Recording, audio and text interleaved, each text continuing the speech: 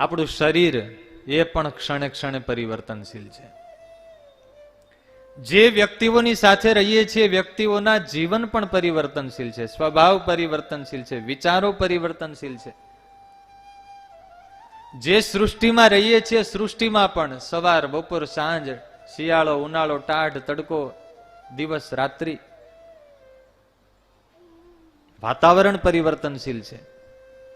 મન સ્થિર નથી, શરીર સ્થિર નથી, સૃષ્ટિ સ્થિર નથી, વાતાવરણ સ્થિર નથી, સમાજ વ્યવસ્થાઓ સ્થિર નથી. આખી સૃષ્ટિ, સમગ્ર સૃષ્ટિ પરિવર્તનશીલ છે. આ પરિવર્તનશીલ સંસારની વચ્ચે, અસ્થિર જગતની વચ્ચે આપણા નિર્ણયની, જીવનની સ્થિરતા ઘણી વિકટ છે. સ્થિરતા રાખવી હોય પણ રહેતી નથી, કારણ કે આજુબાજુની પરિસ્થિતિ એવી છે.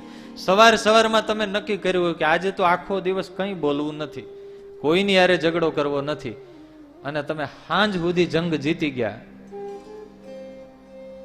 અને ઘરે આવો અને આનંદ હોય કે આજ તો હાશ, આજે ઝઘડા વિના, કોઈની સાથે કંકાસ વિના, ઊંચે વાજે બોલ્યા વિના બહુ સરસ દિવસ ગયો. અને ઘરે આવો અને એમાં શ્રીમતીજી 2-5 ફરિયાદ કરે. હવે આપણે ગરમ ન થવું હોય પણ એની ગરમી આપણને લાગે, કરવો શું?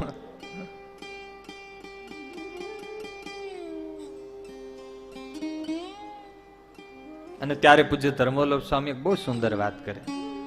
ચક્ર આખું ફરતું હોય, ચક્ર ગમે તેટલી સ્પીડથી ફરતું હોય, પણ ધરી છે ને એ સ્થિર હોય. જેણે જીવનમાં સુખી થવું હોય, જેણે જીવનમાં ખૂબ આગળ વધવું હોય. 2 વર્ષ પહેલા અમારો MBA નો અભ્યાસ ચાલુ હતો વડોદરામાં. એ વખતે પૂજ્ય સ્વામી એક બહુ સુંદર વાત કરી. સ્વામી કે તમે MBA નો અભ્યાસ કરો છો, તમે મેનેજમેન્ટ ભણશો, તમારા દુનિયાના મેનેજમેન્ટના પુસ્તકો જે કહેતા હોય. સ્વામી કે અમારું મેનેજમેન્ટ તો એવું કહે છે, 2 સદગુણ જેની પાસે હોય એ વ્યક્તિ પરિવારમાં, વ્યવહારમાં, જીવનમાં ખૂબ આગળ વધી શકે. પહેલું, તમે જેટલા ઉદાર રહી શકો, જેટલા ઉદાર રહી શકો એટલા તમે મોટા કાર્ય કરી શકો.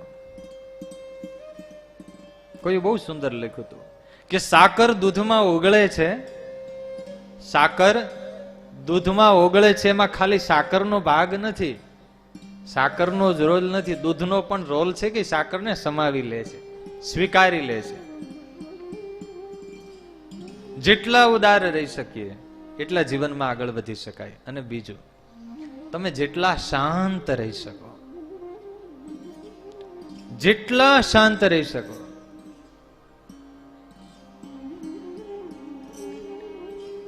એટલા જીવનમાં આપણે સુખી થઈએ ને એટલા આપણે આગળ વધી શકીએ. ધીર પુરુષ કહેવાય. કેવા? ધીર કોને કહેવાય? તો કે વિકાર હેતૌ સતિ વિક્રિયંતે યેષામ ન ચેતાંસી સહ ધીરા. મન ચંચળ થાય, વિચલિત થાય, ઉદ્વિગ્ન થાય, મૂડ ગરમ થઈ જાય એવી તમામ સામે પરિસ્થિતિઓ હોય, અને છતાં જેનું મન ચંચળ ના થાય, અસ્થિર ના થાય, ઉદ્વિગ્ન ના થાય, સામે તમામ એવા નિમિત્તો હોય, અને છતાંય જેનું મન અસ્થિર ના થાય, એ ધીર. વિકાર હેતો સતી વિક્રિયંતે યેષામ ન ચેતાંસી સહ ધીરા. જીવનમાં આવી ધીરતા, સ્થિરતા, અડગતા કેમ આવે? આખું જગત પરિવર્તનશીલ છે. જગત આટલું પરિવર્તનશીલ છે, એનું કેન્દ્ર બિંદુ, એની ધરી છે ને એ મહારાજ છે, ઠાકોરજી છે. ધરી છે એ ઠાકોરજી છે. આખા વિશ્વનું કારણ મહારાજ છે. એ ધરીમાં જો આપણો પ્રવેશ થઈ જાય, ઠાકોરજી સાથે એકાત્મ ભાવ થઈ જાય, તો એને પછી આખી દુનિયા ભેગી થાય ને દુખી કરવા ધારે તો કોઈ દુખી ના કરી શકે. સમજાય છે? આ ગઢપુર લીલાની કથા એટલા માટે છે. જીવનમાં વ્યવહારિક જેટલી સમસ્યાઓ છે, વ્યવહારિક અપૂર્ણતાનું મૂળ આધ્યાત્મિક અપૂર્ણતા છે. આધ્યાત્મિક પૂર્ણ વિના ક્યારે વ્યવહારિક, સામાજિક કે પારિવારિક પૂર્ણતા પ્રગટતી નથી. આર્ટ ઓફ લિવિંગ એના પુસ્તકો લખનારા, શાંતિ કેમ મળે એના પુસ્તકો લખનારા, સફળતાના પુસ્તકો લખનારા, એને પોતે સુસાઇડ કરવાનો વારો આવ્યો એવા દાખલાઓ છે. આધ્યાત્મિક પૂર્ણતા વિના ક્યારે વ્યવહારિક, પારિવારિક, સામાજિક પૂર્ણતા આવતી નથી. અને ત્યારે ઠાકોરજીના સ્વરૂપમાં આપણો પ્રવેશ થાય તો જીવનમાં સ્થિરતા આવે. એ ઠાકોરજીના સ્વરૂપમાં પ્રવેશ કરવા માટેનો સર્વશ્રેષ્ઠ કોઈ માર્ગ હોય ને તો એ ભગવાનના ચરિત્રો છે. જ્ઞાનની કથા છે. લીમડાનું પાણી સારું કે ખરાબ? લીમડાનું પાણી બહુ સારું, ગુણિયલ, ગુણકારી.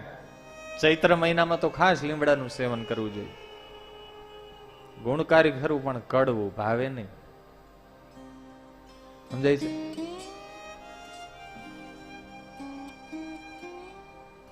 એમ જ્ઞાન વૈરાગ્યની વાતો એવી છે, સારી ખરા પણ કડવી લાગે. પણ ગીર ગાયના દૂધના પેંડા, આપણે નીલકંઠ ધામમાં હમણાં ગૌધામનું ઓપનિંગ કર્યું, લોકો ખૂબ આઈસ્ક્રીમ ખાવા આવે. ત્યાંનો આઈસ્ક્રીમ બહુ ફેમસ છે, આખા ભારતમાં ક્યાંય ના મળે એવો. ચોખ્ખું ગીર ગાય અને એનો આઈસ્ક્રીમ. હવે ગીર ગાયના દૂધનું એક એક ટીપું એ ઔષધ કહેવાય. અને એ ગીર ગાયના દૂધના પેંડા હમણાં દીધા હોય કે લ્યો તો આવા દો સ્વામી, હાલો આ તો ઔષધ કહેવાય. ભાવશે બોલો જય સ્વામિનારાયણ. એમાં ગુણકારિતા પણ છે ને મીઠાશ પણ છે. એમ ભગવાનના ચરિત્રો, એમાં સહેજે સહેજે મીઠાશ પણ છે, ગુણકારિતા પણ છે. ભગવાનના સ્વરૂપમાં હેત કરવા માટેનું એ શ્રેષ્ઠ માધ્યમ છે.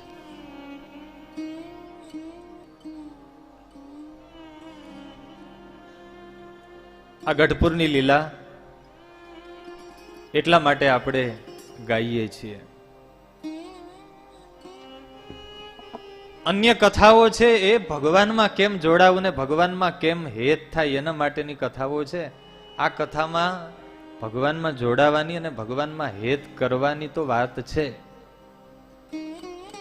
પણ ગઢપુર લીલામાં એક ખૂબી એ છે કે અહીંની જે કથા છે એ એવી છે કે ભગવાનને પણ ભગત ઉપર હેત થાય.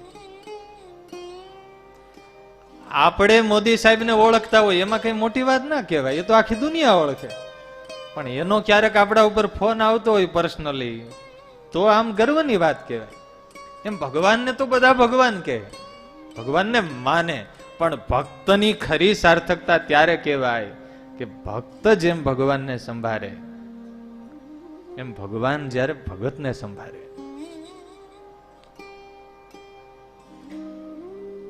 દરેકના જીવનમાં તમે ગ્રહસ્થ છો, ગ્રહસ્થને ખાસ અનુભવ હોય. તમારે વિજયભાઈ હગા કેટલા? આમ લિસ્ટ માંડો તો લગભગ 1500-2000 તો થાય જ, બરાબર ને હિતેશભાઈ? બધા સગા હોય, બધા આપણને વાલા હોય, બધા પ્રત્યે લાગણી હોય. પણ એ 1500 માંથી 2-5 આપણા અંગત પાત્રો હોય. આઈ એમ રાઈટ ઓર રોંગ? બરાબર ને? 2-5 આપણા અંગત પાત્રો હોય. એ પછી નજીકના હોય, થોડા દૂરના, પણ આપણા અંગત હોય. એમ આખો સત્સંગ હરિભક્તો અને સાધુ બધા ઠાકોરજીને માનતા હોય, ઠાકોરજીને બધા પ્રત્યે લાગણી હોય, પણ અમુક ઠાકોરજીના અંગત પાત્રો હોય. ભગવાન કૃષ્ણ છે એના ઘણા બધા ભગત, ભગવાન કૃષ્ણને બધાય વાલા, પણ એમાંથી અમુક છે એ કૃષ્ણના અંગત પાત્રો છે. અર્જુન છે એ ભગવાનના અંગત છે, રાધાજી છે એ ભગવાનના અંગત છે. ભાગવતમાં ક્યાંય રાધા નામ નથી, અને છતાંય રાધા બિન કૃષ્ણ આધા. ભગવાન રામ છે ને બધા વાલા છે. રામ ઘણાને વાલા છે, પણ છતાંય રામના અમુક અંગત પાત્રો છે, જેમ કે હનુમાનજી. આપણને મહારાજમાં હેત થાય એ તો સારી વાત છે, થવું જોઈએ. પણ આ ગઢપુરની લીલા એવી છે કે ભગવાનને આપણા ઉપર હેત થાય એવા બનતા શીખવે. સ્વામિનારાયણ ભગવાનના સૌ સંતો હરિભક્તો બધા વાલા હતા, પણ એમાંથી મહારાજના અમુક અંગત પાત્રો હતા. તમને નામ આવડે છે એના? એક તો મહારાજના સખી. કોણ? પ્રેમ સખી.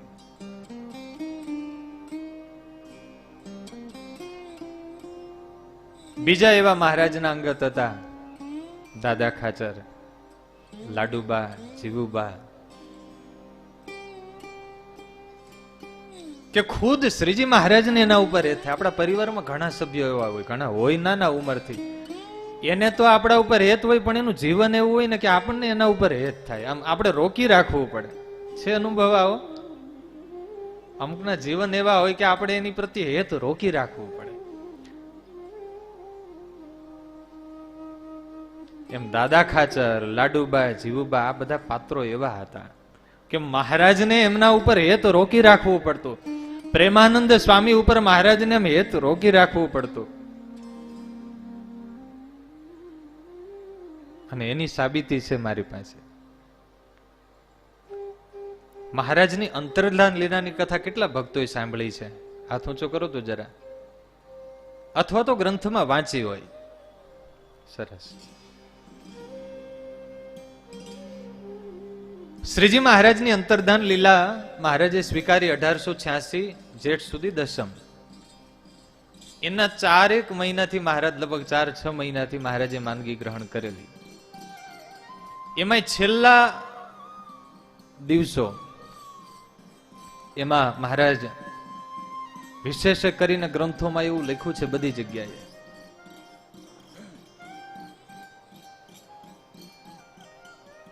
કે મહારાજ અક્ષર ઓરડીમાં આખો દિવસ માથે ઓઢીને સૂઈ રહેતા. ક્યારેક તો 2-3 દિવસ સુધી કઈ જમે નહીં, કોઈની સાથે બોલતા નહીં.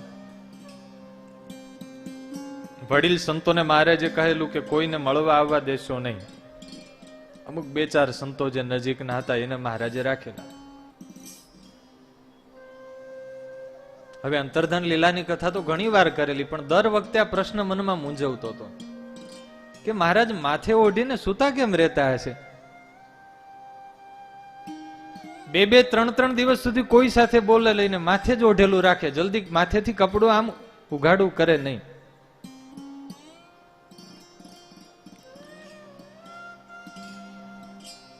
ગયા વર્ષની અંતર્ધાન લીલાની કથા ચાલુ કથાએ ઠાકોરજીએ કઈક ઉજાડ્યું અને ત્યારે એ મર્મ સમજાણો કે હા, એટલા માટે મહારાજ માથે ઓઢીને રાખતા હતા. તમારે ગૃહસ્થાશ્રમમાં દીકરીના લગ્ન લેવાય ને ત્યારથી બાપનું હૈયું ભારે થઈ જાય. બહુ ધ્યાનથી સમજજો. દીકરીના લગ્ન લેવાય ત્યારથી બાપનું હૈયું ભારે થઈ જાય. અને એમાં માંડવાનો દિન હોય, બીજે દિવસ જાન આવવાની હોય. એક બાજુ બાપને માથે જવાબદારી હોય નિર્વિઘ્નપણે પ્રસંગ પૂરો કરવા. કાળજાના કટકા જેવી એકની એક દીકરી હોય.